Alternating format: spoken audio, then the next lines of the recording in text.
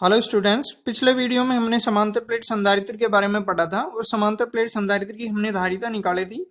समांतर प्लेट संधारित्र की धारिता निकाली थी हमने ए एप्सिलॉन नॉट बटा में डी। ठीक है।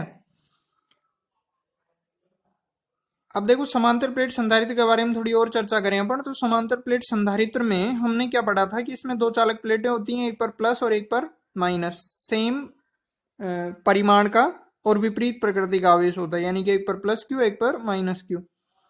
अब देखो होता क्या है कि समांतर प्लेट संधारित्र में के बीच में जो विद्युत क्षेत्र है वो कैसा रहता है, समरूप रहता है, एक समान रहता है ना। लेकिन इसके जो किनारे होते हैं इन पर पृष्ठीय आवेश घनत्व का मान क्या हो जाता है, ज्यादा हो जाता है। तो यहाँ पे फिर विद्युत क्षेत्र क्या नहीं रह पाता, एक समान नहीं रह पाता।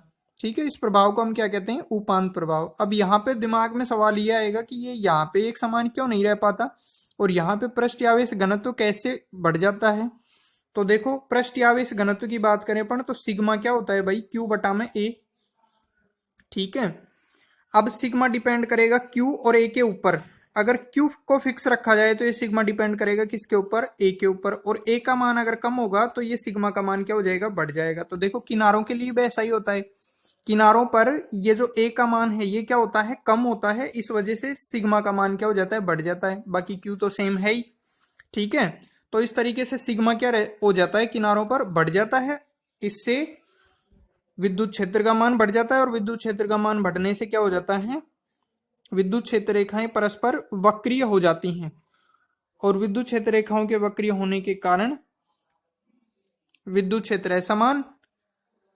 और इस प्रभाव को हम क्या कहते हैं, उपांत प्रभाव। तो देखो प्लेटों के किनारों पर पृष्ठीय आवेश घनत्व अधिक होने के कारण विद्युत क्षेत्र रेखाएं परस्पर प्रतिकर्षित होकर वक्रीय हो जाती हैं तथा विद्युत क्षेत्र असमान होता है। इस प्रभाव को उपांत प्रभाव कहते हैं।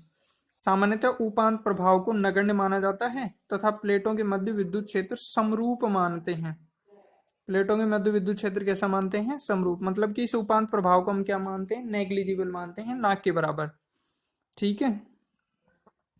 अब अगले टॉपिक की बात करें तो देखो अगला टॉपिक हमारा समांतर प्लेट संधारित्र की प्लेटों के मध्य परावैद्युत पदार्थ की उपस्थिति का प्रभाव। ठीक है।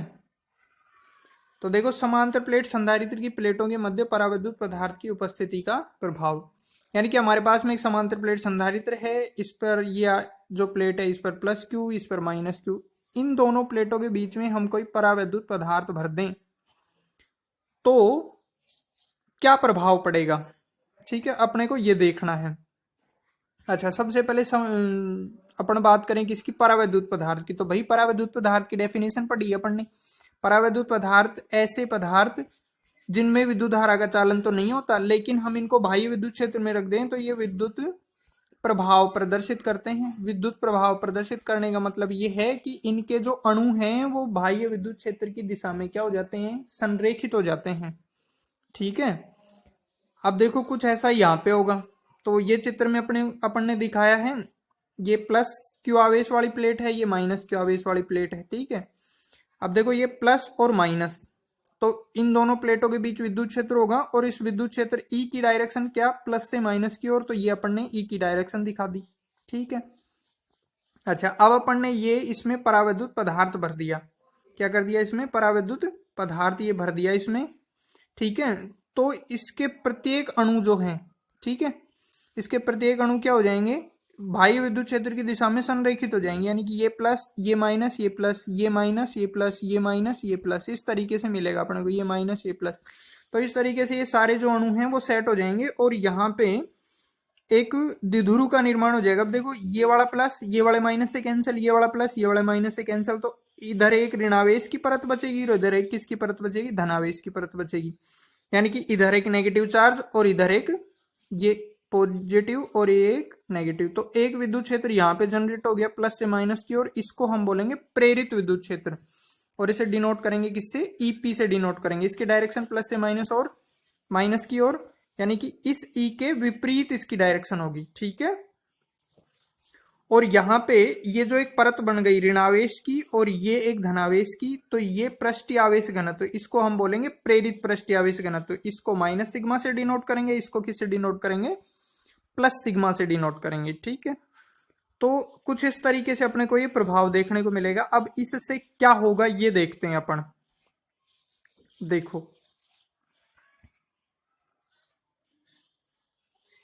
अब देखो कुछ इसी तरीके से अपन ने इसमें लिखा है आगे। माना कि समांतर प्लेट संधारित्र जिसकी प्लेटों पर पृष्ठीय आवेश घनत्व कितना है, प्लस सिग्मा माइनस सिग्मा है। प्रत्येक प्लेट का क्षेत्रफल a है। संधारित्र के प्लेटों के मध्य एप्सिलॉन r परावैद्युतांक का परावैद्युत माध्यम रखा गया है। तो प्लेटों के बीच उपस्थित विद्युत क्षेत्र के कारण क्या होगा,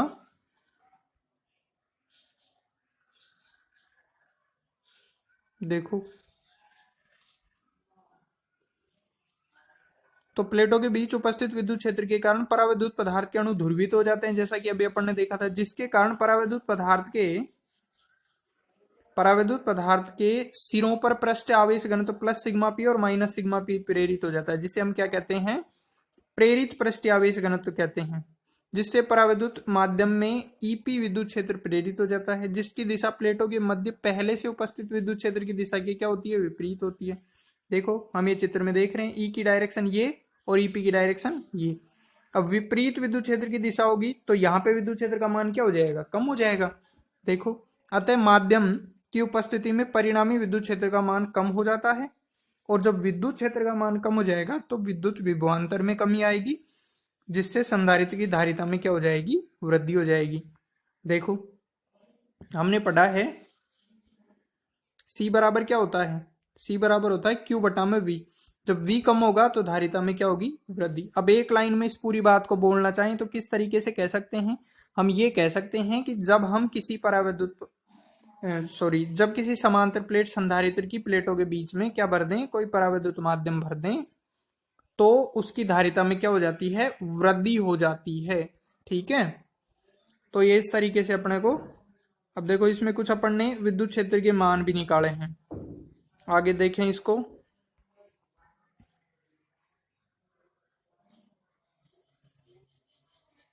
तो देखो माध्यम की उपस्थिति में परिणामी विद्युत क्षेत्र की तीव्रता, तो माध्यम की उपस्थिति में विद्युत क्षेत्र की तीव्रता को हम डिनोट करेंगे ईएम से। E0 इसमें पहले से विद्युत क्षेत्र था, ईपी प्रेरित विद्युत क्षेत्र। इन दोनों के बीच में माइनस क्यों लगाया, क्योंकि इन दोनों की डायरेक्शन एक दूसरे के विपरीत है। तो भाई ईएम का मान sigma upon epsilon naught epsilon R, E का मान कितना हो जाएगा, ई नोट का सिग्मा अपोन एप्सिलॉन नोट, यानी कि पृष्ठीय आवेश घनत्व बटा एप्सिलॉन नोट। और ईपी की बात करें तो सिग्मा पी बटा में एप्सिलॉन नोट। समीकरण में एक में ये सब मान रखेंगे तो भाई ईएम की जगह sigma upon epsilon naught epsilon R, E naught की जगह क्या रखा, सिग्मा अपोन एप्सिलॉन नोट, और ईपी की जगह क्या रखा, ये sigma P upon epsilon naught. हम इसको सोल्व करेंगे तो देखो किस तरीके से सोल्व करेंगे इसको। यहां से हमने इसको सोल्व किया, सिग्मा पी, देखो ये sigma P upon epsilon note minus का था, इसको इधर लेके आए तो ये किसका हो गया, प्लस का हो गया।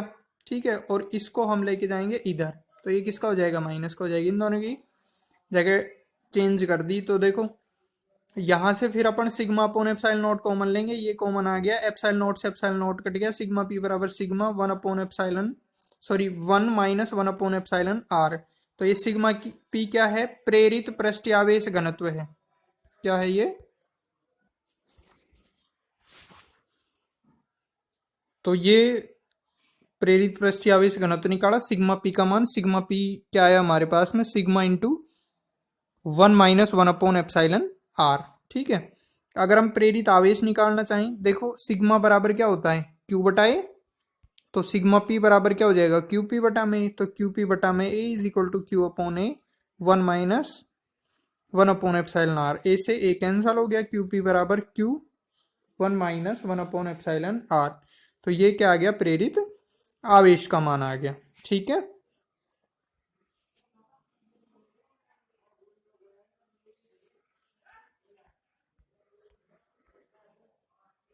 अब देखो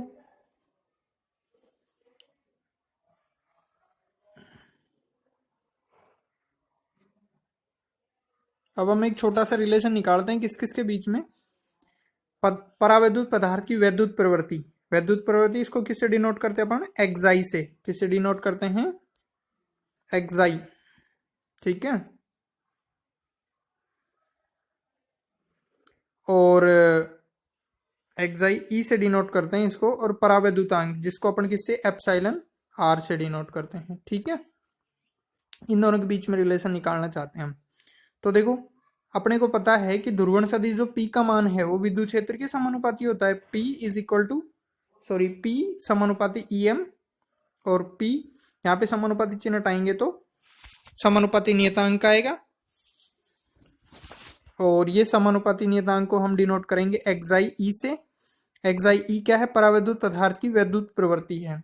ठीक है, और EM का मान देखो क्या होगा, sigma upon epsilon naught epsilon R. यहाँ पे रखेंगे तो P का मान एक्साई E sigma upon epsilon naught epsilon R. ठीक है,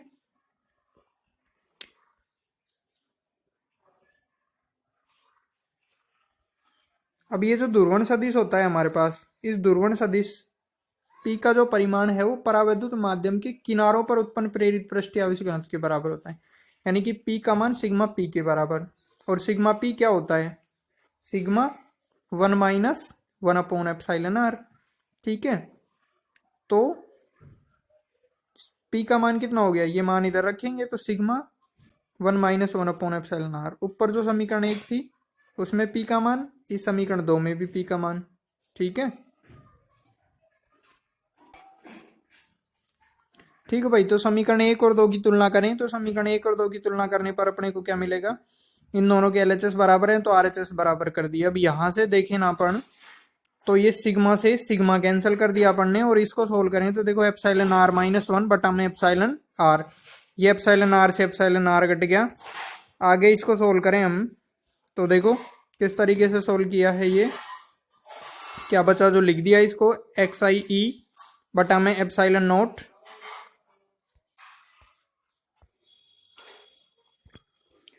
तो भाई हम इसको करवाएंगे वज्र गुणा, और वज्र गुणा करवाएंगे तो एप्सिलॉन नॉट यहाँ चला जाएगा, और एक्साई ई बराबर आ जाएगा epsilon naught epsilon R minus 1।